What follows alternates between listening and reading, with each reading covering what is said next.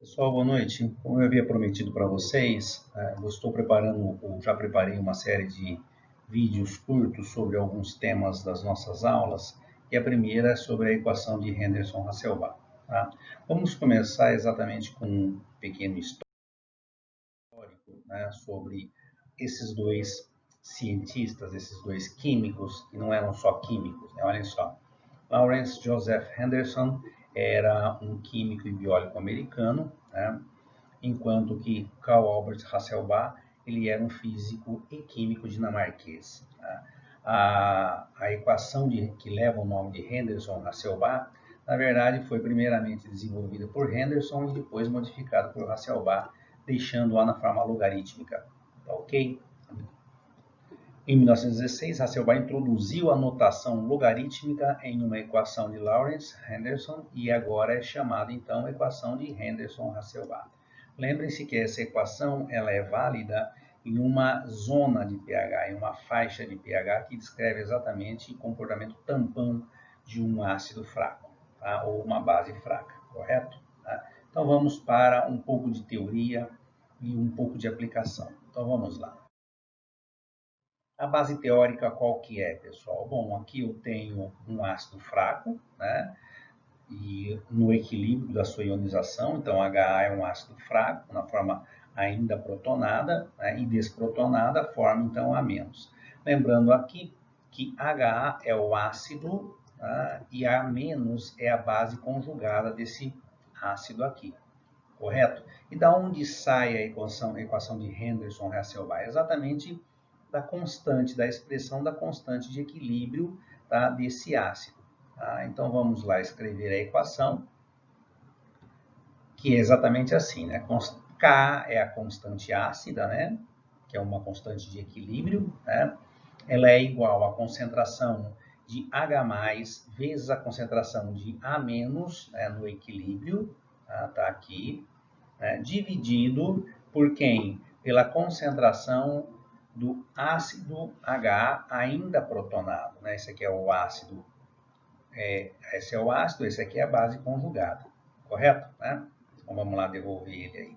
Né? Bom, o que fez Henderson? Ele fez uma pequena modificação nisso. Né? Vamos fazer então o que foi feito. Né? Olhem só, pode ser rearranjado assim. Ó. Dê uma olhadinha como fica. Né? Veja que essa expressão é a expressão que me dá a concentração de H+, tá? Em função da constante ácida, né, que está aqui, tá? Vezes a concentração do ácido protonado, né, do ácido, e dividido pela concentração de equilíbrio da base conjugada desse ácido, correto? O que fez Hasselbalch foi exatamente a incorporação do logaritmo a essa expressão aqui, tá? Originariamente, né, descrita por Henderson. Tá? Então está aqui. Tá? Então vamos lá para a forma logarítmica dessa expressão. Tá? Vamos lá. Aqui eu trouxe aquela equação do slide anterior, correto? Só que eu dei uma separadinha. Antes, a constante ácida estava multiplicando a concentração do ácido ainda protonado, do HA, correto? Mas ainda está, né? Só que eu separei exatamente o que eu quero dizer que, bom, isso aqui eu vou tratar de forma separada disso daqui, correto? Tá? Então, olhem só, tá? Estou separando, vou aplicar logaritmo em ambos os lados da expressão. Se eu aplicar aqui menos log e do lado de cá também menos log, a expressão continua ainda sendo igual. Né? Então, olhem só que vamos fazer menos log das duas expressões. Então, tá. Por que eu separei isso aqui disso? Exatamente para usar uma propriedade do logaritmo que diz o seguinte: log de A vezes B é igual a log de A mais log de B.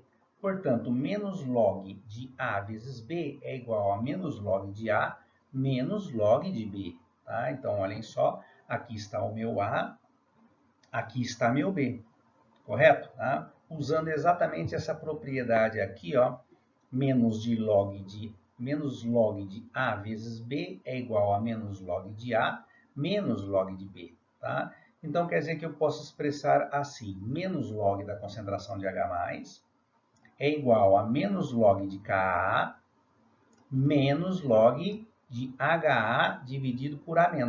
Tá? Então, é o que está aqui, ó. Perfeito? Tá? Bom, nós já sabemos que menos log da concentração de H+, é o pH. Menos log da concentração da constante ácida é o pKa. Tá? E aqui eu tenho menos log da concentração do ácido dividido pela base conjugada. Tudo isso no equilíbrio. É comum fazermos a troca dessas duas concentrações aqui, tá? De tal forma que a base conjugada fica na parte de cima. Se eu fizer isso, o que vai acontecer? Esse sinal aqui que é negativo torna-se positivo. Vamos lá então? Tá? Troquei, tá? E aqui ficou positivo. Tá? Bom, agora vamos para a forma final da equação de Henderson-Hasselbalch, aonde diz que o pH é igual ao pKa mais log da razão, né, da concentração da base conjugada dividido pela concentração do seu ácido conjugado. Então, é isso exatamente. Isso aqui é o pH, isso é o pKa, tá? E ali está a expressão do log da divisão da concentração, né, da base conjugada pelo seu ácido conjugado. Né? Lembrando que isso aqui é tudo para o equilíbrio. Então, essa equação vale só para o equilíbrio, correto?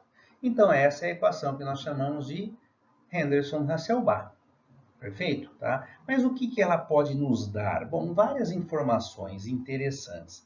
Ela não vale em toda a extensão de concentração, tá? Ela só vale para uma região onde o pH, tá, está próximo da zona de tamponamento. Vamos ver o que significa isso. Tá? Vamos lá. Vamos para um exemplo. Olha só.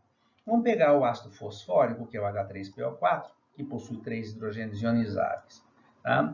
Nós vamos expressar aqui, mostrar aqui embaixo, exatamente a ionização dele. Esse aqui é o H3PO4, né, em água, tá, originando o ânion, tá, H2PO4-, certo? Que é o dihidrógeno fosfato, correto? E, logicamente, o H+, que foi incorporado aqui no H2O, e aqui está o meu hidrônio, que é o H3O+.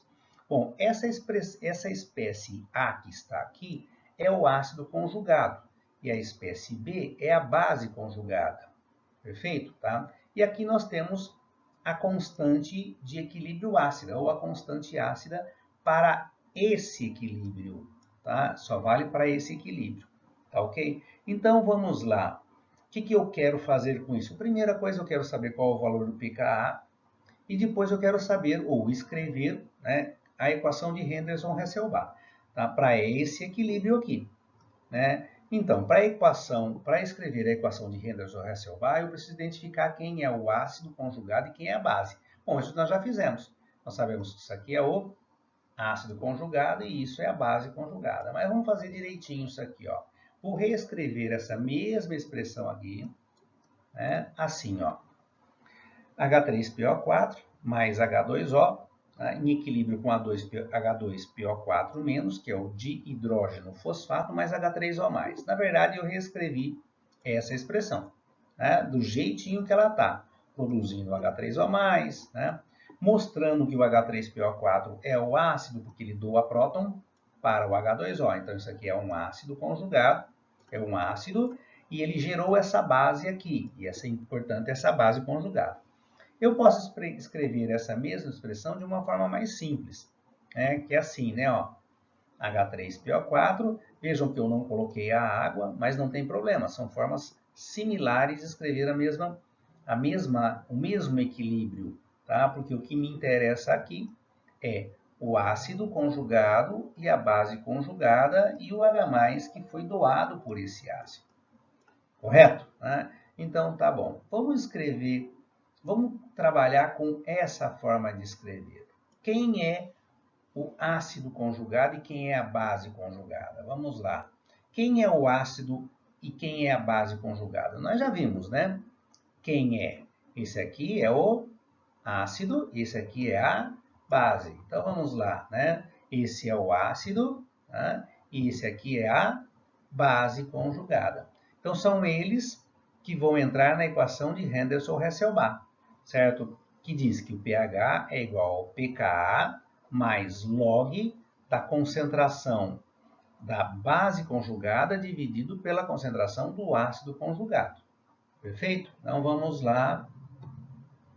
Vamos calcular o pKa, porque não adianta eu saber quem é a base e o ácido, tá? Porque na expressão de Henderson-Hasselbalch eu tenho que entrar com o valor de pKa, já que foi dado o quê?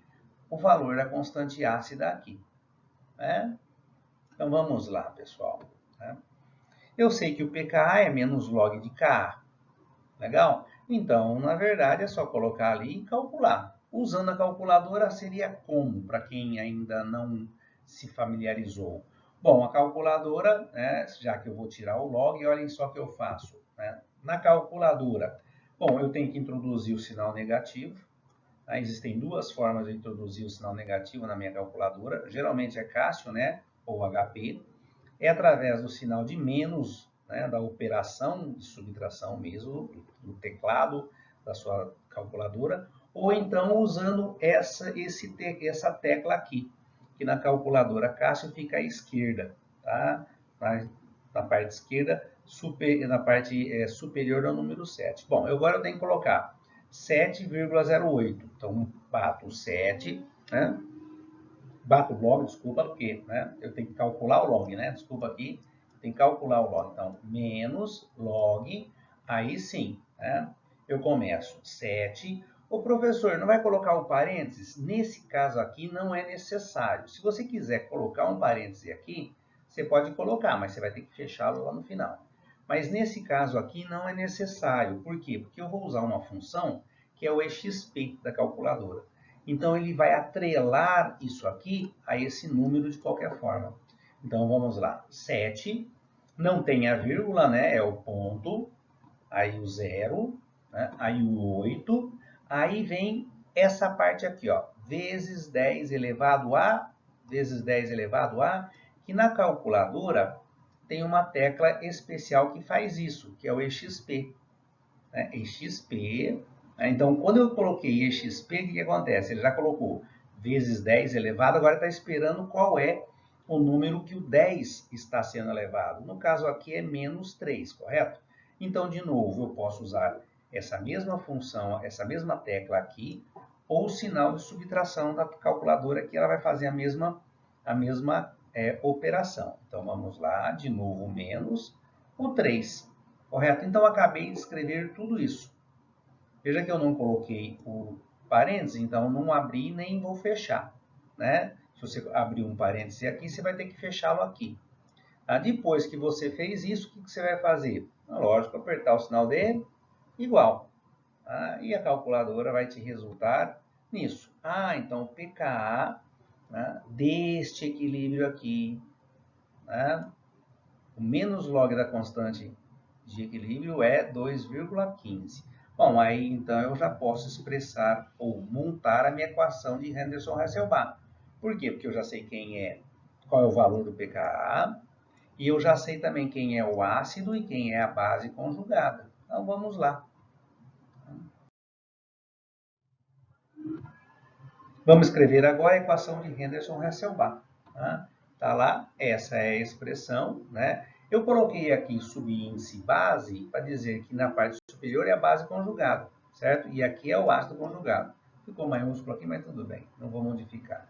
Tá? Então vamos lá, nós já temos tudo. Temos o valor de pKa, né? E temos quem é o ácido e quem é a base conjugados. Então essa é a expressão de Henderson-Hasselbalch, né? pH é igual a 2,15 mais log da concentração da base conjugada, que é o dihidrógeno fosfato, dividido pela concentração do ácido fosfórico não desprotonado, ou seja, ainda protonado. Correto? Então, nós temos aqui a nossa expressão, observando algumas características. Olhem só, observem que se por acaso a concentração do H2PO4- e do H3PO4 forem iguais, certo? Essa divisão dá 1. log de 1 dá 0. Logo, o pH é igual ao pKa, ou seja, pH é igual a 2,15, certo? Então, se as concentrações da base conjugada e do seu ácido estiverem iguais na solução aquosa, tá? Será então o pH igual ao pKa. Beleza. E se por acaso eu tiver a concentração de H3PO4, que é a concentração do ácido conjugado, maior do que a base conjugada? Bom, vamos lá. Tá? Esse número de cima aqui é menor do que esse, portanto, é log de um número menor do que 1. Portanto, essa quantidade aqui, log de qualquer número menor que 1, é negativo. Certo? Portanto, o pH é igual a 2,15 menos alguma coisa. Certo? Vai depender das concentrações. Tá? Mas já posso dizer que o pH vai ser inferior a 2,15. Então, é o que diz aqui, ó, se H2PO4- for menor que H3PO4, então o pH é menor do que o pKa, portanto, é menor do que 2,15. Legal? E se por acaso for o inverso? Se a concentração de H2PO4- for maior do que H3PO4, então tá, ocorre o seguinte, essa quantidade aqui, vou pegar em vermelho aqui, essa quantidade aqui é maior do que essa. Portanto, a divisão vai me resultar no número superior a 1, maior do que 1. Portanto, log de um número maior que 1 dá um número positivo. Correto? Então, ficamos assim, pH igual a 2,15 mais um número, certo? Que vai depender das concentrações de H2PO4 menos e H3PO4. Mas, de qualquer forma, o pH será superior a 2,15, ou seja, maior que 2,15. Então, se H2PO4 menos for maior do que H3PO4, então o pH é maior do que o pKa, portanto, maior que 2,15. Tá? Nós podemos fazer uma outra suposição ainda, olhem só. Tá? Observem que se a concentração de dihidrógeno fosfato for 10 vezes maior do que de ácido fosfórico, então, tá? Quer dizer, isso aqui é 10 vezes maior que isso. Portanto, vamos supor, aqui seria 10 e aqui 1, certo? 10 dividido por 1 dá 10. Log de 10 dá quanto? Dá 1. Certo? Então, o pH será 2,15 mais 1, ou seja, 3,15. Legal? Tá? E se for o inverso? Se a concentração de ácido fosfórico for 10 vezes superior à concentração do H2PO4-, que é a minha base conjugada, tá? Aí dará 1 sobre 10, certo? Ou seja, dá 0,1. Log de 0,1 dá menos 1. Portanto, o pH será pKa menos 1, 1,15. Tá? Isso aqui é muito interessante na equação de Henderson-Hasselbalch, porque ela me define a zona onde aquele par ácido e base conjugados atuam como tampão, certo? Então, quer dizer que o tamponamento do par ácido fosfórico e sua base conjugada ocorre em 1,15 até 3,15. Lógico, depende das concentrações. Né? Então é isso. Vamos agora a uma representação gráfica de pH versus concentração relativa de ácido e base conjugados, né? Que nós conhecemos como curva de titulação. Vamos lá, para encerrar. Bom, vamos lá. Uma curva de titulação é mais ou menos assim. pH em função do titulante. Tá? Aqui eu já tenho uma curva de titulação, tá? Mostrando que existe uma zona de tamponamento. Tá? Vejam que aqui desse lado eu tenho H3PO4 em excesso, ou seja, a concentração é superior à do H2PO4-, e desse lado eu tenho em excesso. Tá? Vejam algumas particularidades dessa curva com relação à equação de Henderson-Hasselbalch. Né? Primeira coisa, nessa parte da curva, eu tenho que H2PO4- está com uma concentração muito menor que a H3PO4, nessa região, certo? Tá? Aqui em cima é o inverso. Né? A concentração de H2PO4- é muito superior do que a concentração de H3PO4. Correto? Por isso que aqui está H3PO4 em excesso e aqui H2PO4- em excesso. Tá legal. Bem no ponto de inflexão, no meio da curva, tá? Aqui, nós temos exatamente a situação descrita no slide anterior. É quando a concentração da base conjugada é igual à do ácido, tá? Aonde, nesse ponto aí, o pH é igual ao pKa. Legal? Tá? E nós também temos como dizer, né, a respeito do fato da base ser 10 vezes mais concentrada do que o ácido ou o inverso, olhem só. Tá? Nesse ponto aqui, nós temos que a base conjugada é 10 vezes mais, tem a concentração 10 vezes, né, a concentração do ácido conjugado. Tá? Isso me dá, então, o ponto onde pKa, certo? O pH é igual a pKa mais 1. E aqui, né, exatamente quando o ácido conjugado tem a concentração 10 vezes maior do que a da base conjugada. Então, dá o meu pKa menos 1. E exatamente entre pKa menos 1 e pKa mais 1 é o que nós chamamos de zona de tamponamento. Né?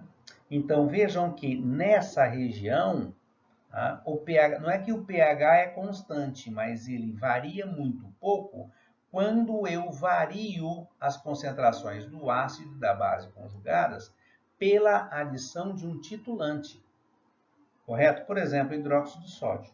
Então, vamos nos colocar numa situação assim. Eu tenho lá uma solução de ácido fosfórico 0,1 mol por litro. Né? Vou colocar um pouco maior, 0,5. Então, quer dizer que o pH inicial é esse. Certo? Aí o que eu vou fazendo? Eu vou adicionando hidróxido de sódio. O que vai acontecendo? A concentração de H3PO4 vai diminuindo e a concentração de H2PO4- vai aumentando. Tá? Então o pH arranca, certo? Depois ela entra numa zona onde, por mais que eu adicione base, o pH começa a aumentar, mas muito devagar, certo? Essa é a zona de tamponamento. Correto? Então, eu vou adicionando hidroxódio e o pH vai alterando muito pouco, até aqui, aonde a força do tamponamento, a força do tamponante é perdida. Aí o pH volta a aumentar rapidamente. Se eu não tivesse um tampão, essa curva provavelmente seria assim, certo? De arrancada direto. Mas como eu tenho um tampão, tenho uma zona onde o pH altera-se muito pouco quando a solução é adicionado uma base, como é esse caso aqui. Tá ok? Espero que vocês tenham compreendido um pouco mais sobre a equação de Henderson-Hasselbalch e a gente continua com algumas outras aplicações, ok? Tá? Até a próxima, pessoal.